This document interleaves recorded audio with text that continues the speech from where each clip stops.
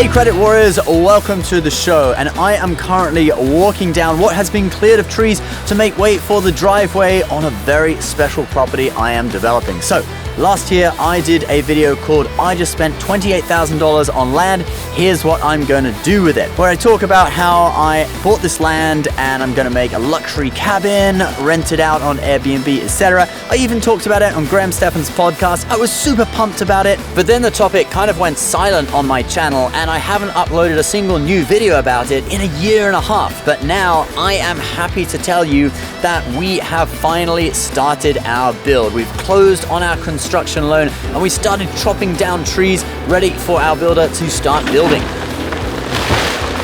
In this video, I want to tell you what that whole process was like, how my plans for the house have changed slightly, and most importantly, when it will be ready.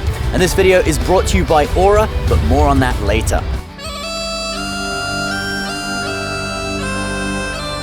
So since this was the first time for me to build a house, I wasn't aware of the sheer number of documents I would have to provide to secure financing, from plans to tax returns to land surveys to building permits. This lengthened the process for me, but in addition, building in 2021 and the first half of 2022 was just too expensive because of one thing: the price of lumber. So we did a load of redesign on the house. We shaved 200 square feet off the floor plan.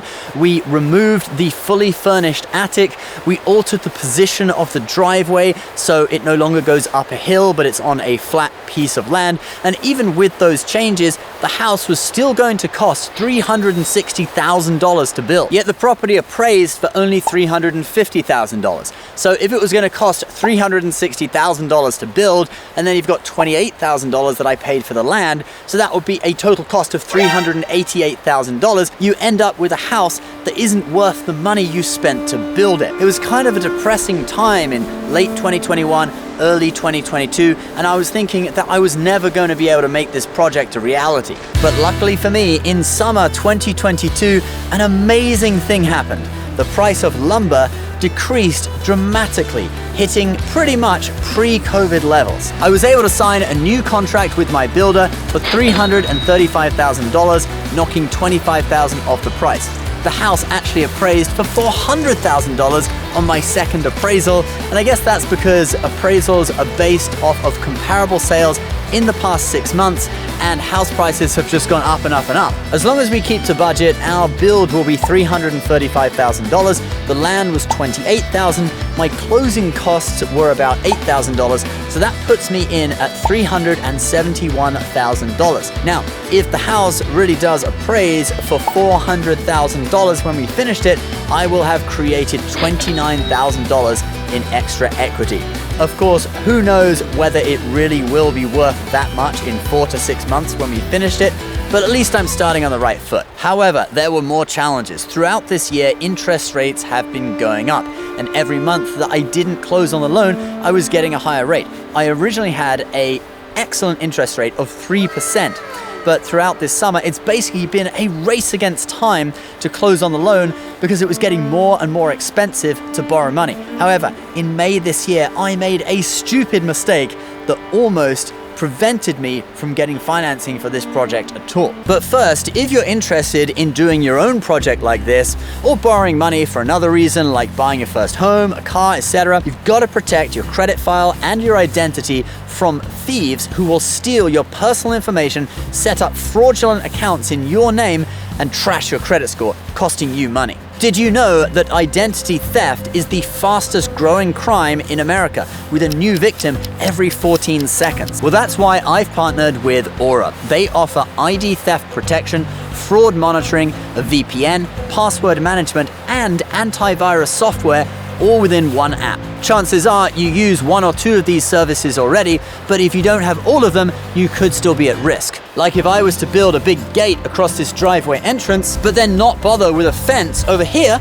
people could still get in.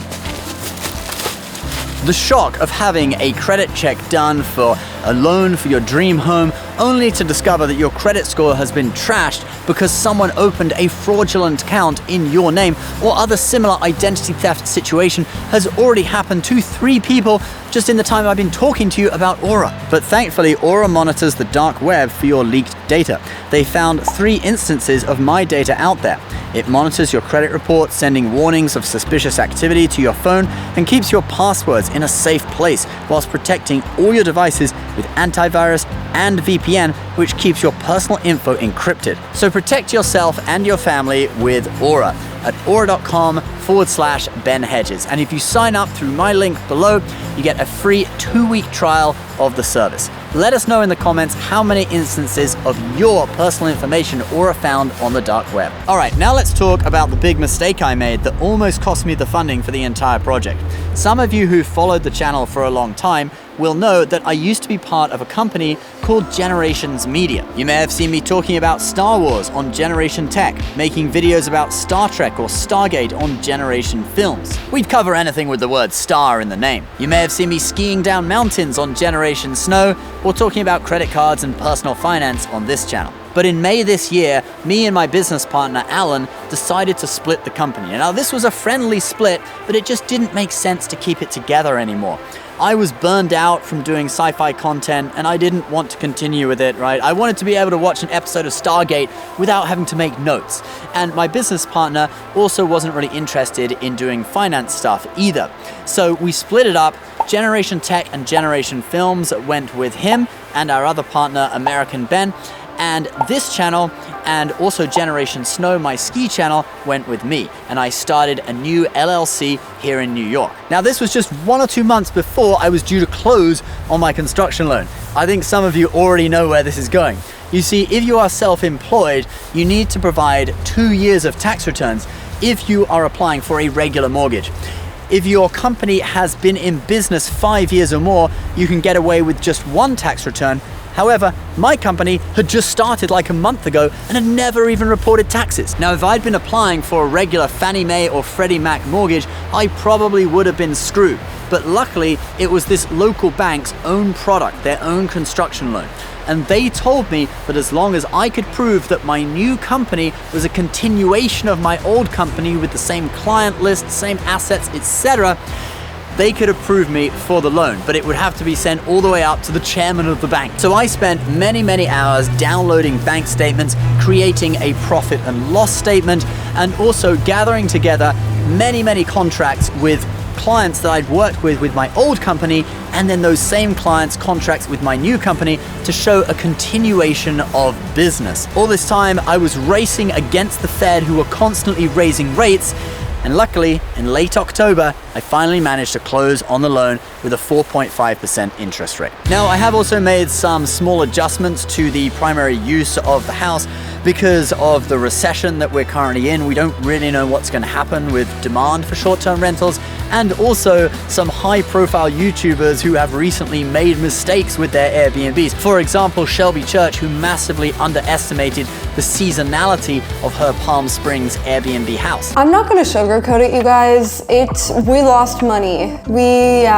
It's not looking good. So for my house, I'm now primarily building it as a second home with a secondary use as a short-term rental. And I did this because of the economic downturn. I wanted to be sure that I could 100% afford this out of my own income without having any pressure at all to rent it out. My main house is 100 years old, and the insulation isn't very good, so in the winter it gets pretty cold. So I'm probably going to end up spending quite a lot of time in the winter at my cabin. And besides, it's going to be a really cool place to hang out with a wood stove, a sauna, and a hot tub. Then in spring, summer, and fall, that is when I'm going to try renting it out, with the obvious high season being fall. A lot of people come out of New York City to come and check out the fall colors in places like Minnewaska State Park, which is a local attraction, and this lot is actually right next to. So we have some seasonality built into the plan, and we've also looked at the occupancy rates at 2 other Airbnbs in the local area, one of which was the one that I rented out for a previous video. They were all at least 80% full summer through fall. And I also know that we can jack up our prices quite considerably during key important dates such as Labor Day weekend or Thanksgiving. And we most likely will still get weekend bookings during the colder months if we want to keep it rented out during that time. In reality, we probably won't. I'll probably just use it myself in the winter. So we're gonna test out the short-term rentals thing with this property.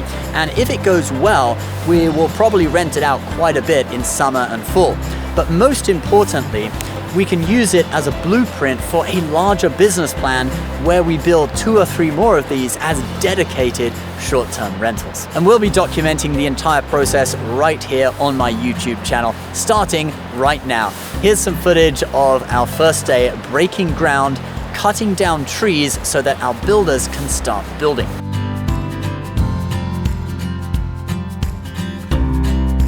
We're trying to keep as many trees as possible to preserve that cabin in the woods feel, but we have had to cut quite a few of them down. So now we have this clearing, which is kind of like a totally different vibe. It might not be as sort of in the woods as you might want, but it is a compromise between being in the woods and also having loads of trees right next to your house, which are kind of a danger and could fall down and smash your property. All right, guys, that is the video for today. We will update you on this project in the coming weeks. Don't forget, you can protect your credit score and your identity with a 2-week trial of Aura with my link below. A big thank you to them for sponsoring. Please subscribe to the channel if you're new so you don't miss the next update on this fantastic cabin in the woods build.